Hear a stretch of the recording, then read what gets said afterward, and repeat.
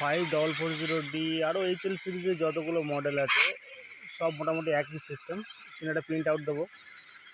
Self test দেওয়ার জন্য গো বাটনটাকে 3বার press করতে হবে। 3বার প্রেস করে রেখে দিলে ও সেলফ টেস্ট নেবে।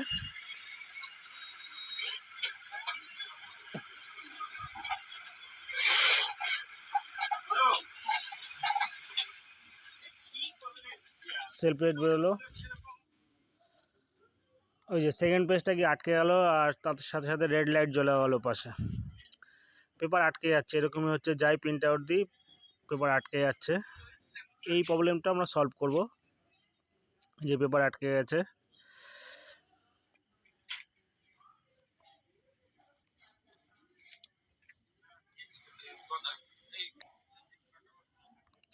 ব্যাক সাইড কভারটা খুলবো। ব্যাক সাইড কভারটা খুললে দেখা যাবে, রোলারগুলো দেখা যাবে। দেখুন পেপারটা কীভাবে আটকে গেছে। এই যে রোলার টেফলনটা কেটে গেছে, সাইডে দু সাইডে কেটে গেছে টেফলন। এর যে ফিউজার রোলার বা টেফলন যেগুলো থাকে, এই যে ফিউজার রোলারটা বা প্রেশার রোলারটাও নষ্ট হয়ে গেছে। এই প্রিন্টারের ব্রাদার HL সিরিজের যেসব প্রিন্টারগুলো আছে, এই প্রিন্টারে আমরা প্রেশার রোলার টেফলন চেঞ্জ করা শিখবো, বা ফিউজার কী করে রিমুভ করতে হয় বা ফিউজার কী করে খুলতে হয়, এই প্রবলেমটা সলভ করব। তার জন্য প্রথমে পেছনের যে স্ক্রু দুটো আছে, স্ক্রু দুটো খুলতে হবে। এরপর সামনের দিকেও দুটো স্ক্রু আছে, ট্রেটা বার করে নেব। এই যে সামনে ফ্রন্টেও স্ক্রু আছে দুদিকে দুটো, এগুলো সাইড কভারগুলো খোলার জন্য। অন্যান্য লেজারের থেকে ব্রাদারের লেজারটা একটু খোলা একটু টাফ, তবে আস্তে আস্তে খুললে ইজি হয়ে যাবে। যে সাইড কভারটা খুলে নেব।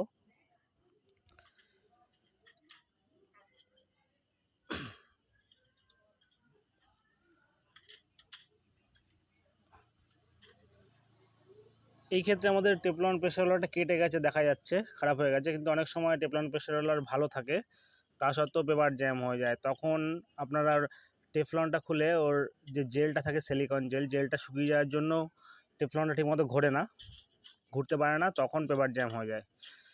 তা একটু সিলিকন জেল লাগিয়ে দিয়ে আপনার টেফলনটা ঢুকিয়ে দিলেই পেপার জ্যামটা সলভ হয়ে যাবে। এই প্রিন্টারটা খুলতে একটু সময় লাগে। পুরো ভিডিওটা শেষ পর্যন্ত দেখুন, তাহলে বুঝতে পারবেন কীভাবে খুলছি আর কীভাবে পুরো আবার রিইনস্টল করছি। এই যে ব্যাক সাইড কভারগুলো খুলে নিলাম। দুটো স্ক্রু থাকে ফিউজারে মাত্র, দুটো স্ক্রু খুললেই ফিউজারটা বেরিয়ে যাবে। আর 3টে কানেক্টার থাকে, দুটো পেপার সেন্সারের কানেক্টার, একটা ফিউজারের কানেক্টার।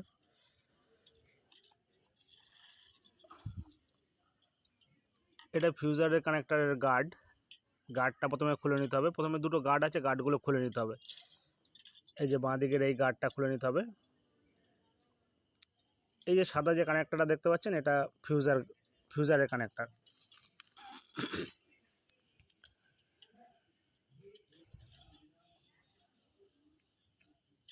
যে বাঁ দিকে একটা লক রয়েছে সাদা কালারের,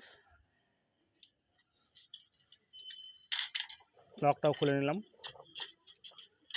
ফিউজারটা বেরোচ্ছে না। এটা হচ্ছে বোথ সাইড ট্রে। এই যে দুটো কানেক্টার আটকে ছিল, এবার পুরো ফিউজারটা আমরা রিমুভ করে ফেললাম। এইবার এর ভেতরে প্রেসার রোলার টেফলন বা ফিউজার রোলার টেফলন যেটা থাকে সেটা বার করব, করে আমরা নতুন প্রেসার রোলার টেফলন লাগাবো। এই যে ছোট যে লকটা রয়েছে, এই লকটা খুব সাবধানে খুলতে হবে এবং এই লকটা যেন না হারিয়ে যায়। খুলে খুব সেফটিভাবে রাখতে হবে। এই লকটা যদি হারিয়ে যায় সেক্ষেত্রে প্রবলেম হবে। খোলার পর এই লকটা খোলার পর এই সাইড দিয়ে রডটা বার করে নিলাম। এবার উপরে যে ফিউজারের উপরে যে ফিউজার স্কেচটা আছে, স্কেচটা সহজেই খুলে যাবে।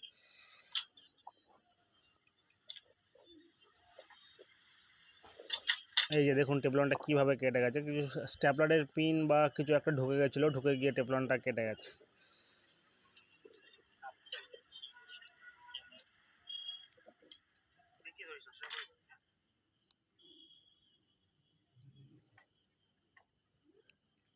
স্প্রিং আছে দুটো, স্প্রিংগুলো খুব টাইট স্প্রিং, দু সাইডে দুটো স্প্রিং দুটো খুলে নিতে হবে।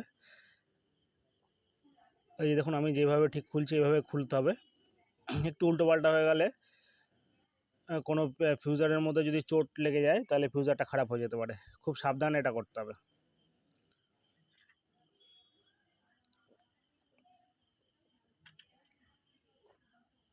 এই পাশে কানেক্টারটা আটকে আছে, পেছনে যে কানেক্টারটা রয়েছে, দুটো কানেক্টার আছে। এই পেছনের কভারগুলো এগুলো লকের উপর বসে থাকে, এগুলো বাইরের দিকে টানলেই খুলে যায়। এই যে কানেক্টার দুটো বার করে নিলেই ফিউজার যেটা টেফলন যেটা আছে বা ফিউজার যেটা আছে ওটা বেরিয়ে যাবে। ফিউজারটা খুব সহজেই খুলে গেল।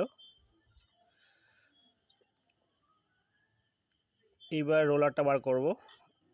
রোলারের দুদিকে যে বুশগুলো থাকে অন্যান্য এইচপি বা অন্য প্রিন্টারের ক্ষেত্রে, এখানে বুশগুলো বিয়ারিং আছে, দু সাইডে দুটো ছোট ছোট বিয়ারিং আছে, বিয়ারিংগুলো রোলারের মধ্যে ঢোকানো আছে।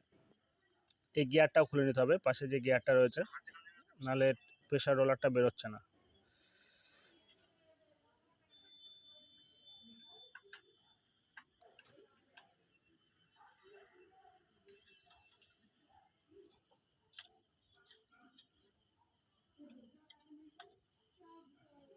এই যে দেখুন বিয়ারিং দিয়ে বসানো আছে, দুদিকে দুটো বিয়ারিং আছে রোলারের, ছোট ছোট বিয়ারিং, এগুলো খুব সাবধানে খুলে রাখতে হবে।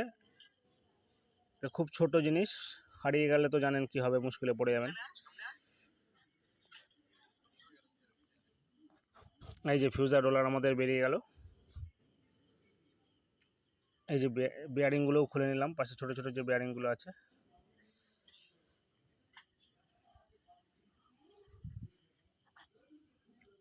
একটু পরিষ্কার করে নেবো ব্রাশ দিয়ে।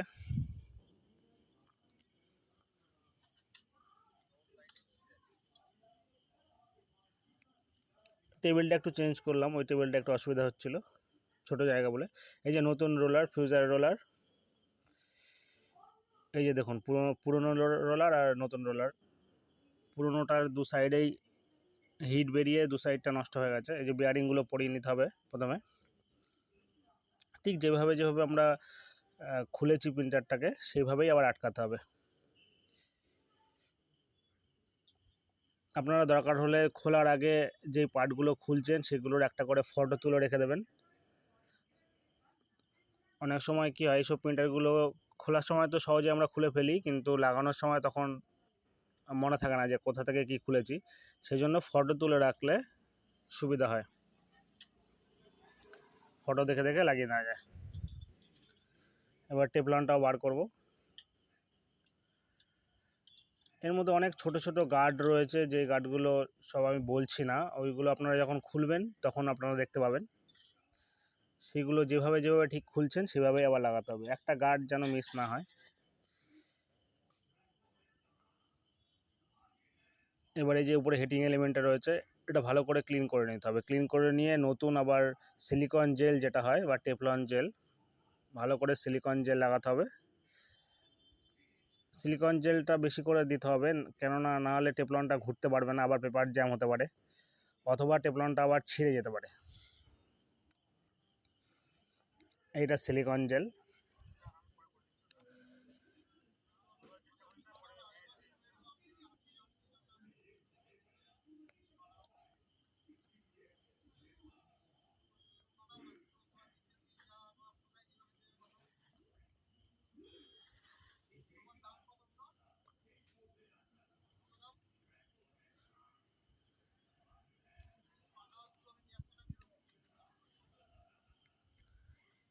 ভালো করে উপরটা সিলিকন জেল লাগিয়ে নিলাম।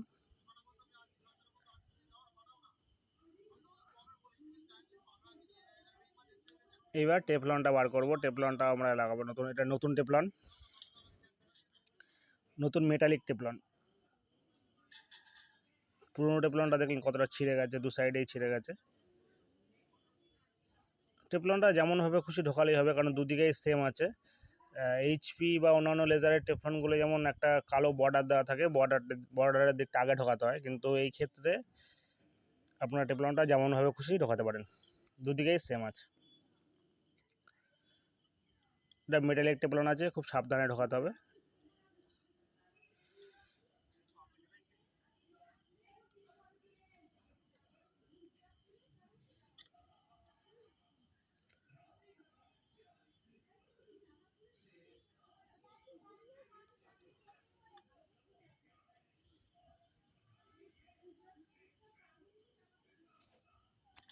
এই যে ফিউজার আমাদের রেডি হয়ে গেল, টেফলনটা ঢোকানো হয়ে গেছে। এইবার আবার প্রেসার রোলারের উপর ফিউজারটা বসিয়ে নেব, যেভাবে খুলেছিলাম ঠিক সেমভাবে।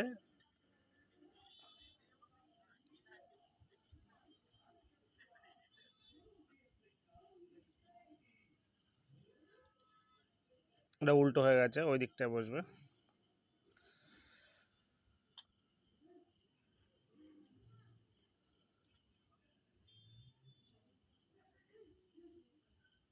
এই যে দু সাইডে গার্ড, এইসব গার্ডগুলো দেখে দেখে খুলতে হবে, এবং এই গার্ডগুলো সমস্ত গার্ডগুলো লাগাতে হবে, নাহলে টেফলন সরে যাবে ডান দিক বা দিকে, তখন আবার পেপার জ্যামের সমস্যা হতে পারে।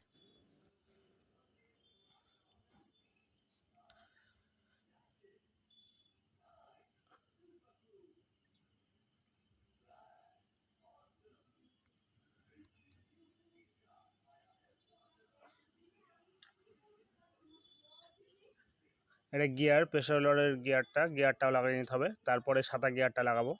ঠিক যেভাবে আমরা খুলেছিলাম সেভাবেই আবার প্রত্যেকটা পার্ট স্টেপ বাই স্টেপ সেভাবে ইনস্টল করব।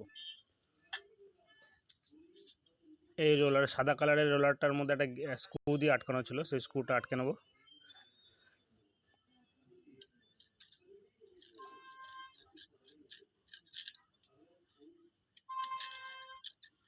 আর প্রত্যেকটা স্ক্রু আলাদা আলাদা আছে, স্ক্রুগুলো খেয়াল রাখতে হবে কোন স্ক্রুটা কোথায় বসবে, আর নাহলে উল্টো পাল্টা স্ক্রু বসালে ঘাটগুলো নষ্ট হয়ে যেতে পারে। স্ক্রুয়ের যে ঘাট আছে সেই ঘাটটা মোটা হয়ে যাবে।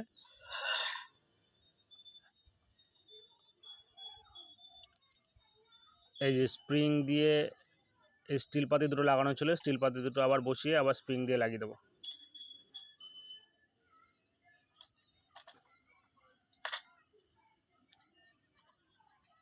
এটা দুদিকে দু রকম আছে, ডান দিক বা দিক, এটা দেখতে হবে কোন দিকে কোনটা বসে। আমাদের গুলিয়ে গেছে কারণ খুলে রেখেছিলাম, ওই জন্য এলোমেলো হয়ে গেছে কোন দিকেরটা কোনটা।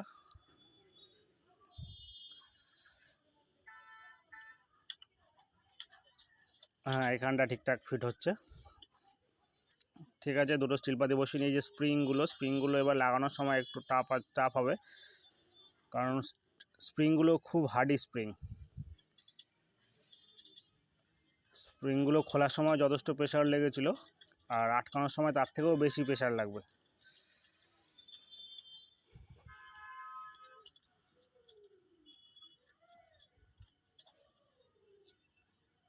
সরু কোনো মাইনাস থাকলে সরু মাইনাস দিয়ে আপনার স্প্রিংগুলো লাগাতে পারেন। আমার স্প্রিংটা লাগানো হয়ে গেছে।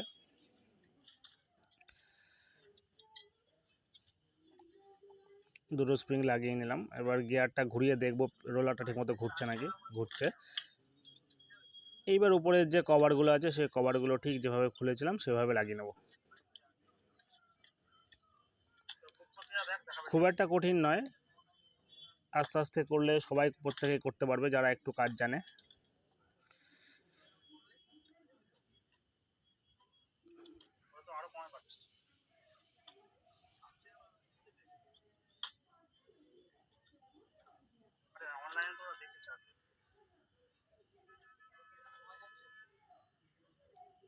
এবার এই ফিউজারের যে তারগুলো যেখান দিয়ে ছিল সেখানটায় লাগাতে হবে।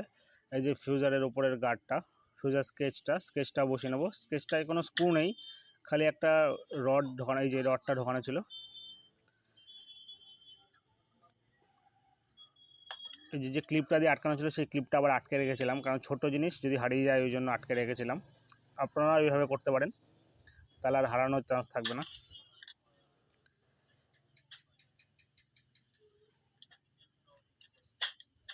না, এটা এদিক দিয়ে যাবে না, এটা উল্টো হয়ে যাচ্ছে। হ্যাঁ, এই দিক দিয়ে ঢোকাতে হবে। দেখতে হবে বড় বড় যে দিকটা আছে ওই দিকটা বাঁ দিকে হবে, কারণ খোলার সময় ওটা বাঁ দিকেই ছিল। এবার ডান দিক বাঁ দিক দুদিকে ক্লিপ আটকানো হয়ে গেছে। এবার এই যে লকটা রয়েছে লকটা বসিয়ে নেবো। হয়ে গেছে, ফিউজার আমাদের রেডি। এইবার আমরা আবার প্রিন্টারের মধ্যে ফিউজারটা ইনস্টল করে দেবো। ঠিক যেভাবে খুলেছিলাম ইজিলি বসে গেল।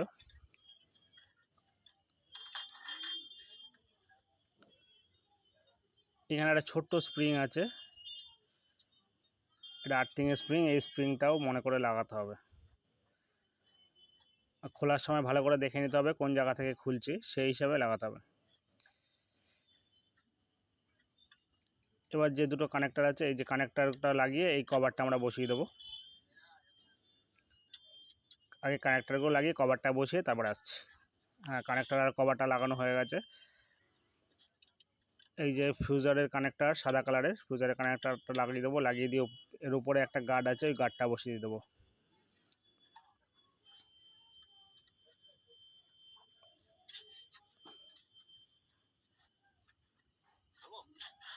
এই যে গার্ড, এই গার্ডটা বসিয়ে দেবো।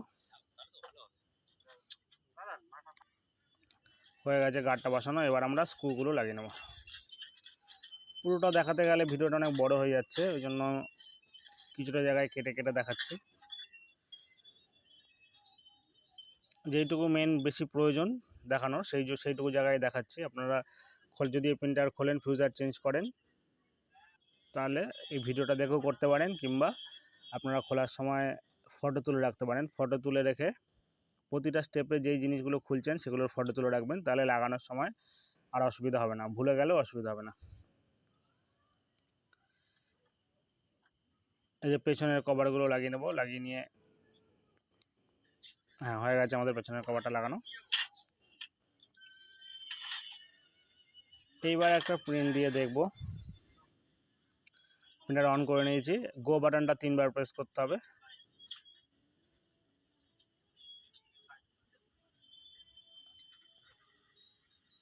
একটু সময় নেয়, তারপরে প্রিন্ট আউট বেরিয়ে যায়। এই যে প্রিন্ট আউট বেরিয়ে গেল প্রথম পেজ, সেকেন্ড পেজটা আমাদের আটকে গেছিলো আগে, কিন্তু এখন বেরিয়ে গেছে, সেকেন্ড পেজটাও বেরিয়ে গেছে।